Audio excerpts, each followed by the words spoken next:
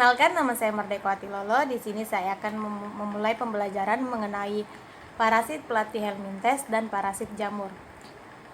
Untuk mempersingkat waktu, saya akan menjelaskan mengenai parasit pelatih helminthes. Parasit pelatih helminthes merupakan parasit yang tergolong dari cacing yang berukuran kecil dengan 4 pengelompokan, yaitu monogenia, digenia, trematoda, dan cestoda. Parasit dari pelatih helminthes yang paling banyak menyerang ikan dari kelompok atau kelas monogenia, yaitu contohnya Gyrodactylus dan Dactylogyrus. Parasit pelatih helminthes terdiri dari endoparasit dan ektoparasit, sama halnya seperti parasit protozoa. Lanjut kita masuk pada ektoparasit. Ektoparasit merupakan parasit yang terdapat pada bagian luar dari inang atau hospes yang terinfeksi. Biasanya terdapat pada bagian kulit, insang, dan bagian mulut pada ikan. Beberapa parasit pelatih helminthes yang menyebabkan penyakit pada ikan diantaranya dari jenis Gyrodactyliasis, Dactyrogliasis, Diplozoonosis, Diplostomatis, dan Diplostomiasis. Kita masuk yang pertama, yaitu Gyrodactyliasis. Penyakit ini banyak ditemukan pada sirip dan kulit ikan dengan bentuk tubuh kecil dan memanjang seperti oval. Siklus hidupnya tidak memiliki inang perantara, jadi hanya memiliki satu induk saja. Penularan parasit ini melalui kontak langsung antar individu ikan. Gejala yang diakibatkan dari infeksi ini yaitu bintik-bintik merah di daerah tertentu, kulit berwarna putih keabuan, produksi lendir berlebihan, sisik dan kulit terkelupas, nafsu makan berkurang dan pergerakan lambat, serta warna agak gelap di sebagian atau keseluruhan tubuh. Untuk mendiagnosa parasit ini dengan mengerik lendir yang ada di tubuh atau sirip ikan, kemudian diletakkan di atas objek las dan dideteksi aquades, selanjutnya diamati di mikroskop. Lanjut yang kedua, yaitu Dactylogryliasis. Parasit ini memiliki ciri khas yaitu bentuk pipih dan simetris bilateral, warnanya transparan, mempunyai binti mata 2 pasang, panjang tubuh sekitar 1 sampai dengan 2 mm, pada bagian anterior memiliki 4 lekukan. Biasanya parasit ini menyerang benih ikan mas, terutama yang berukuran 3 sampai 10 cm, dan infeksinya tidak fatal kecuali intensitas penyerangan tinggi. Siklus hidupnya mirip dengan Gyrodactylus tanpa inang perantara. Telur parasit yang menetas akan mencari inangnya sendiri. Gejala klinisnya, ikan menjadi kurus, produksi lendir meningkat, warna insang pucat, nafsu makan berkurang, dan sel darah putih berlebihan. Diagnosis dengan cara mengambil bagian lamela insang 1 lembar, kemudian diletakkan dalam objek gas dan selanjutnya diamati di atas mikroskop.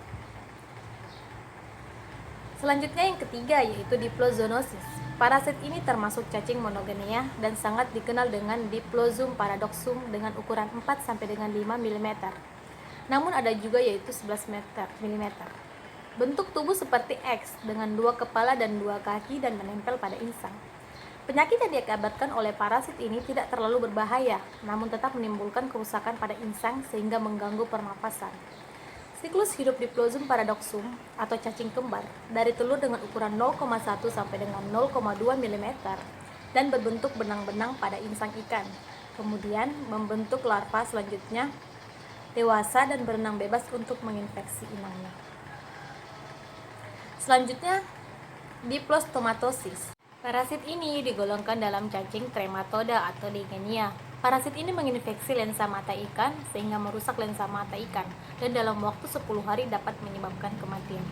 Parasit ini berukuran 0,5 mm dan telur 0,1 mm dengan perkembangan 3 minggu menjadi larva. Penularan melalui kontak langsung seperti kulit, insang atau langsung ke mata. Penyebarannya melalui burung bangau atau burung air yang memakan ikan terinfeksi kemudian berkembang di dalam perutnya, kemudian bertelur dan keluar melalui feses, jatuh ke tanah dan dimakan oleh siput yang menjadi inang perantara. Selanjutnya, Dactylogryliasis.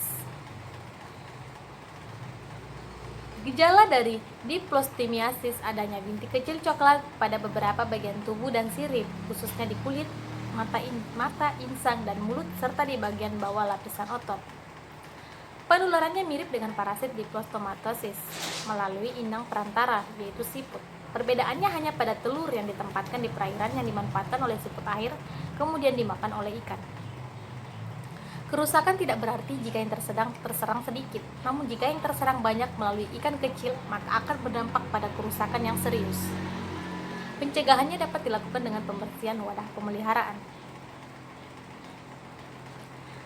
Selanjutnya kita masuk pada endoparasit. Endoparasit merupakan parasit yang terdapat pada bagian dalam dari inang atau hospes yang terinfeksi. Biasanya terdapat pada bagian daging, pembuluh darah, ginjal, jantung, dan hati, serta organ lainnya. Beberapa parasit platyhelminthes yang menyebabkan penyakit pada ikan diantaranya jenis sanguiniclosis dan lithocestoasiasis. Baiklah, kita akan masuk dalam sanguiniclosis. Penyebabnya adalah parasit trematoda yang ditemukan dalam darah ikan. Jika terinfeksi terlihat pada insang yang berwarna pucat dan pergerakannya yang lambat.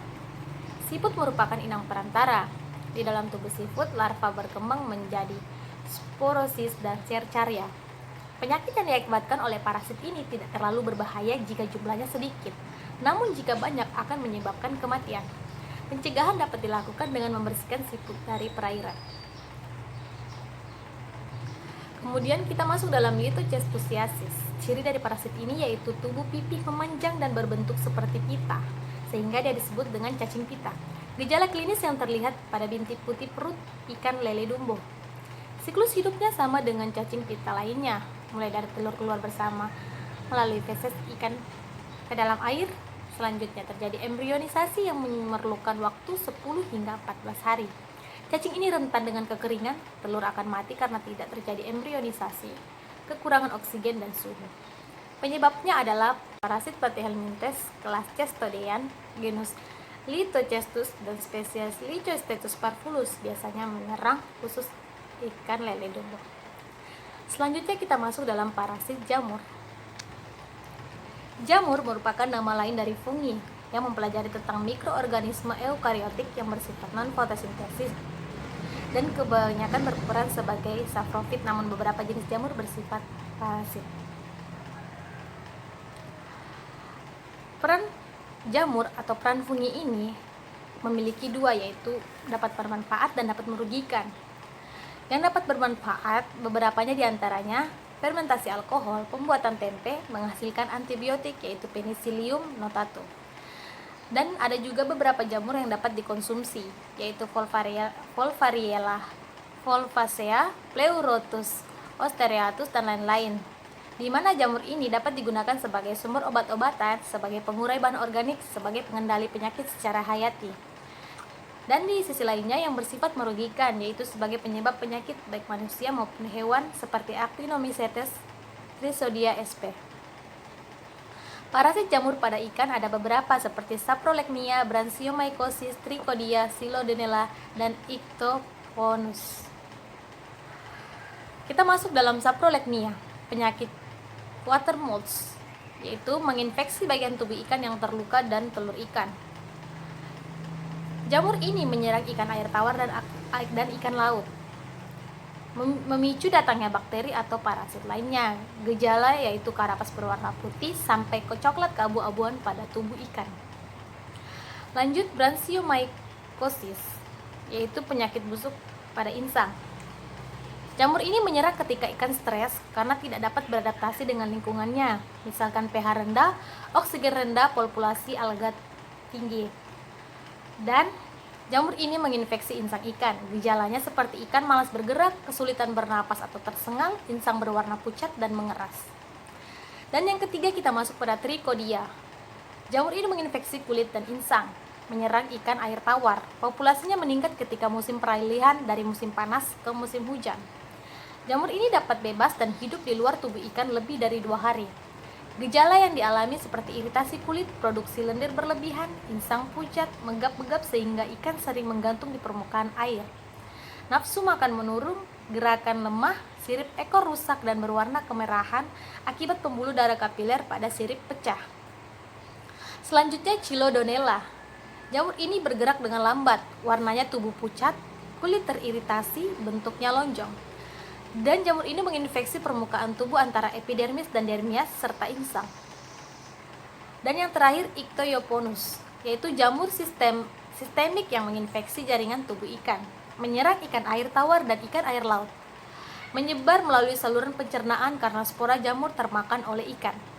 Gejala yang terjadi yaitu pada serangan ringan sampai sedang tidak memperlihatkan gejala. Pada serangan berat, permukaan kulit akan terlihat kasar seperti permukaan amplas. Bentuk ikan dapat menjadi bengkok dengan Luka berwarna putih keabuan, terdapat benjolan yaitu nodul pada organ yang diserang. Belum ada obat yang dijual secara komersial, namun perendaman dalam malacetegrin diketahui dapat menyembuhkan serangan jamur. Ikan yang terkena jamur ini akan menjadi cacat.